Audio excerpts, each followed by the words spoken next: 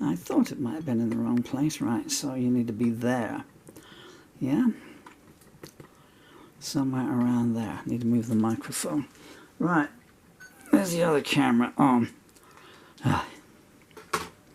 Okay. I'm kind of short as best I can. So, hi, how you doing? My name is Paul Murphy. That's unimportant. This is a song called As Ye Sow, So Shall Ye Reap. Pretty much finished for the day, but this is a song. There's too many cases in England of what this song is going to tell you about. I've done that. This is my way of coping with some of the things I've seen and heard. At a certain point, you know. I'm out of time in the world, guys, but you have to come up and get your politicians. Hold them to account somewhere. Okay. One of my leg braces has just come undone. So I'm like the mummy from the Mummy's Curse from 1942. It's supposed to be Lon Chaney, but I'm not entirely sure it was Lon Chaney in the bandages. Glenn Strange, I guess. I don't know. 1, 2, 3, 4. This is a new arrangement of it as well. 5.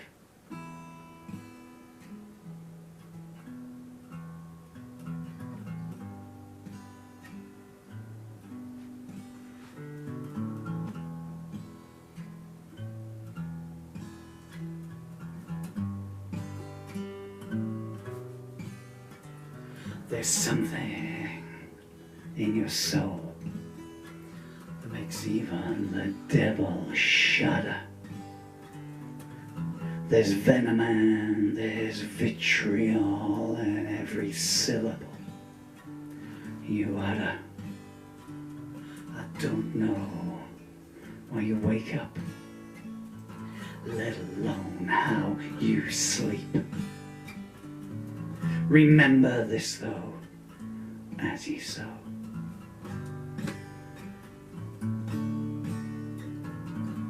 So shall ye reap.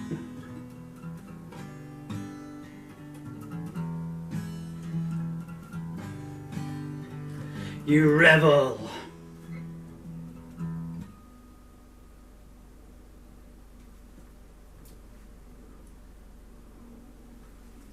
Shall we just let the helicopters go past?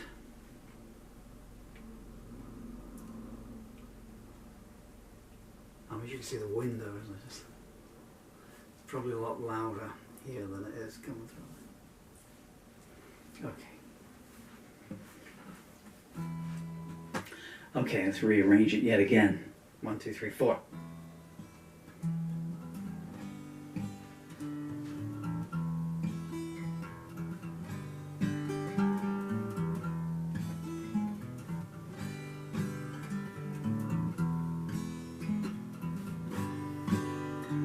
There's something in your soul that makes even the devil shudder. There's venom and there's vitriol in every syllable you utter. I don't know why you wake up, let alone how you sleep. Remember this though, as ye sow, so shall ye reap.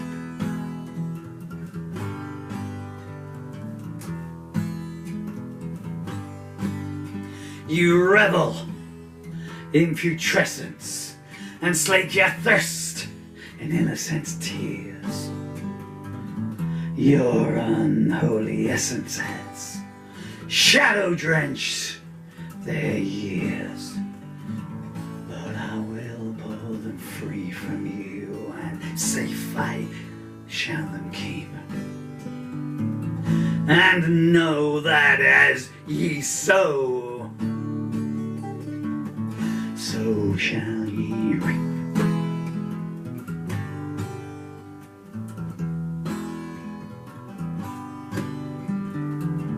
What puce pleasure do you get? Inflicting pain on all you view. Salome herself would balk at all the twisted things you do. You gloat with arcane eyes as you make the children weep. But always know that as ye sow, so shall ye reap.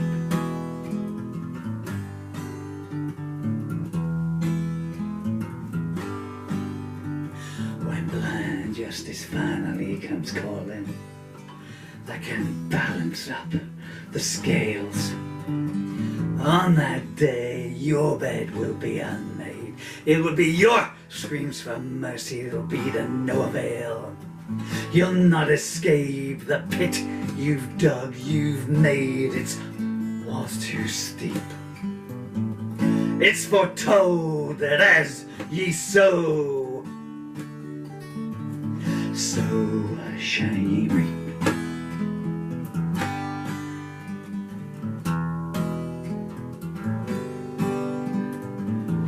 Every insult that you hurl, you gloat below to see them hit. Your skull and crossbone flag unfurled, your hatred hand blows that just won't quit. Do you think they will forgive you? That you won't know defeat? Naive fool, as ye sow, so shall ye reap.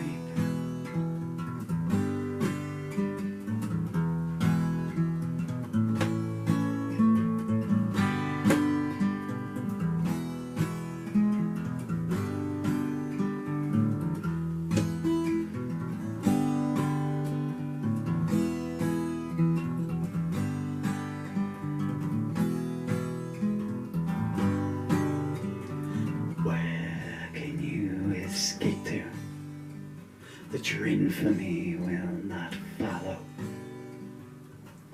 When you land upon the stand, your excuses none shall swallow. Where you start is where you'll end. The circle shall be complete. Hades, hound, as ye sow, so shall ye reap.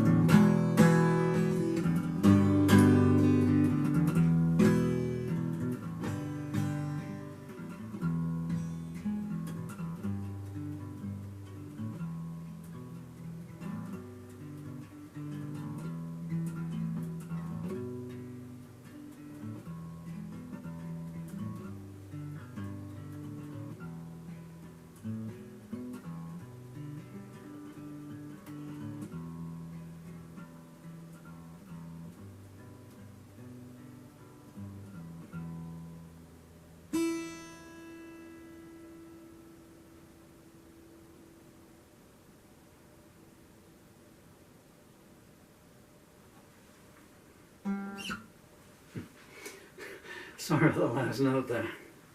That really was an arrangement.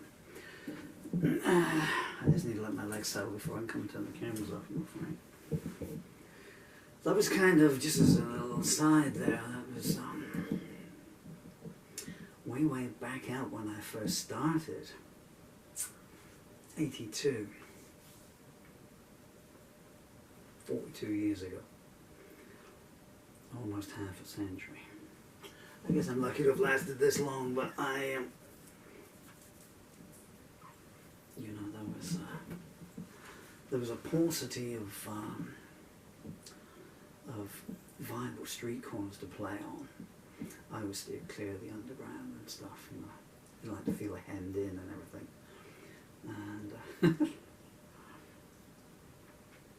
I remember being in London in 84, 85, I guess. Shepherd's Bush rather, in London. Well, the guy that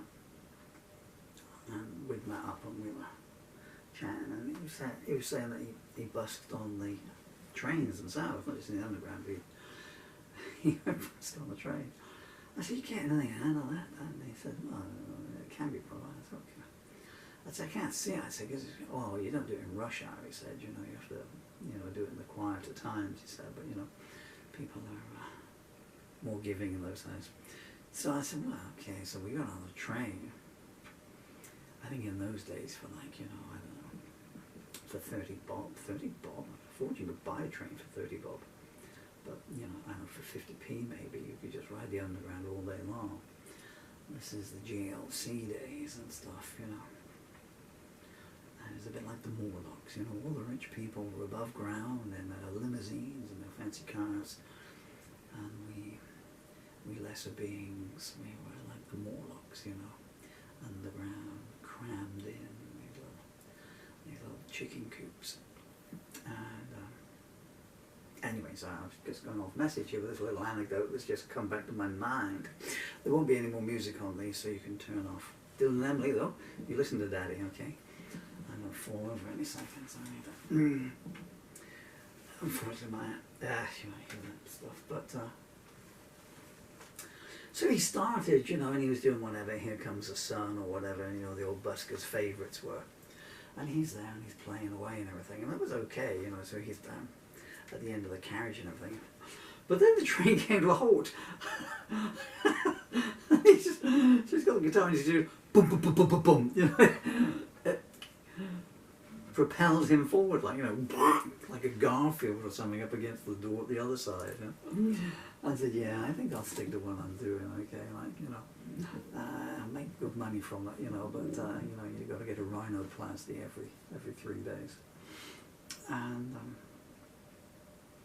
so when I started on the street corners and stuff, and also in the coffee houses, I started in the coffee houses in Chard, and the folk clubs in Chard before I moved up to the smoke, to the, you know, why did you gravitate towards London?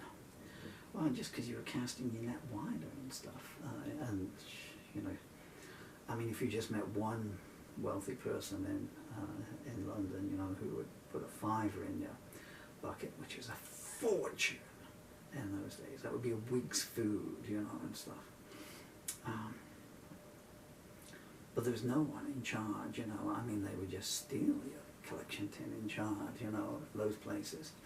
And Ilminster, which is a few miles away, no, we're too good to donate to buskers. Come along, villagers, get your pitchforks, torches, please. We have a busker, yes. Hand the beast down. And so I used to, this goes on from a video I was doing earlier on this morning. So I got into a lifelong habit of altering the tunings on the guitar, even between songs, really, which was so frustrating. And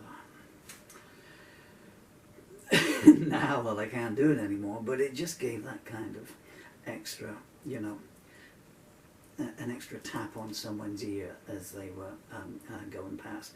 I mean, no one stood there, you know, and watched you for 3 songs and stuff. But if they did, you know, I'd just fiddle around with them and just take it down a little bit, you know, because if you want to do 2 songs in the key of A, for instance, you know. And also, you know, everyone in the coffee houses, they're all just acoustics, you know, and it's all G and D, or E minor and A minor, you know, depending on whether they're singing Hey Nonny No or Hey Nonny No. And so I always had the lyrics that held people in place. I don't think it's being egotistical, it just tended to happen. This is getting so wide-ranging here, but I would also vary it around. So since a lot of my songs were narratives, and still are to this very day. Well, obviously this case in point here, you know, not too many choruses in my songs, or cora higher, what the plural of choruses is. And so I would be doing that, you know, and I would accentuate the words and stuff, and it just made them sort of pay attention, you know. If you have their attention, then, you know, you're halfway there to getting something, you know. So even if we did a cover version, like cover, you know. Well, we didn't have microphones in those days, you know. All you need is love. All you need is love. All you need is love.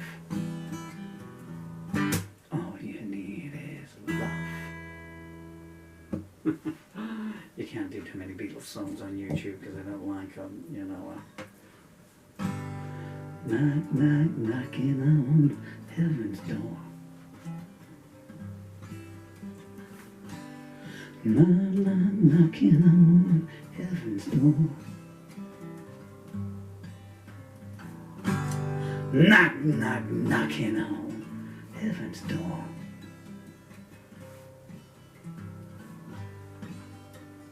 Knock, knock, knocking on heaven's door. Whoa!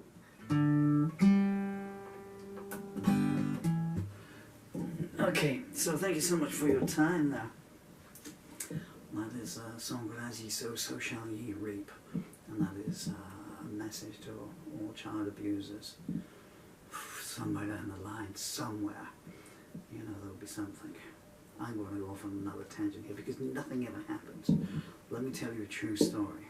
So in England, okay, this is a daily occurrence, and I'm so tired of people saying to me, well, not to me, but in a crowd, you know, have you seen the new, terrible, with a crone voice, I do apologise, you know. How does it happen? I'll tell you how it happens. I've been telling you how it happens for 30 goddamn years. Because the wrong people in the wrong job, and they will all cover up each other's mistakes. They have this holistic approach. In the old days, when all these departments, so in the old days, let me give you an example, a town in Cambridgeshire, okay, where the school welfare worker, where the social services, and where the police force all have a group that they call MASH. If they spend more time doing their jobs and less time thinking of acronyms, then they would be a whole lot better, you know. I mean, you know, I could just call them Cambridgeshire really awful people. Crap. There's an acronym for you.